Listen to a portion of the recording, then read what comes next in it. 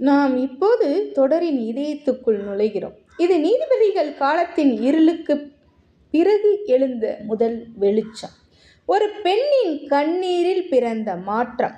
இஸ்ரவேல் முழு தேசமும் ஆவிக்குரிய இருளில் இருந்த நேரம். ராஜா இல்லை, வழிகாட்டல் இல்லை. அந்த நேரத்தில் தேவன் ஒரு அரசனை அல்ல, ஒரு பெண்ணின் கண்ணீரை தேர்ந்தெடுத்தார். அவள் பெயர் அன்னாள். கணவன் இருந்தான், ஆலயம் இருந்தது, ஆராதனை நடந்தது. ஆனால் ஒரு ஆழமான வழி அன்னாளுக்குள். கருப்பை மூடப்பட்டது. மேலும் அவமானம், கேலி, உன் தேவன் எங்கே என்ற கேள்வி. அன்னாள் செய்த ஒரு விசேஷமான செயல். அவள் சண்டையிடவில்லை, அவள் பழிவாங்கவில்லை, அவள் அழுதாள். ஆனால் தேவனின் முன், மனிதர்களுக்கு முன்பாக அல்ல.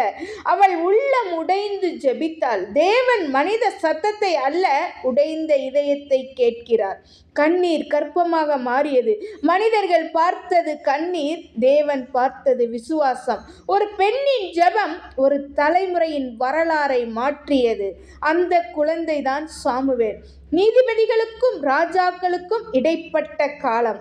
இன்று நீ யாராலும் புரியப்படாத வழியில் இருக்கலாம். ஆலயத்திற்கே சென்று அழும் நிலை இருக்கலாம். உன் கண்ணீர் வீணல்ல, அது ஒரு அழைப்பை பிறப்பிக்கும், ஒரு மாற்றத்தை தொடங்கும். தேவன் ஒரு தேசத்தை மாற்ற முதலில் ஒரு இதயத்தை உடைக்கிறார். கர்த்தாவே, என் வழியை மறைக்காமல் உன் முன் கொண்டு வருகிறேன்.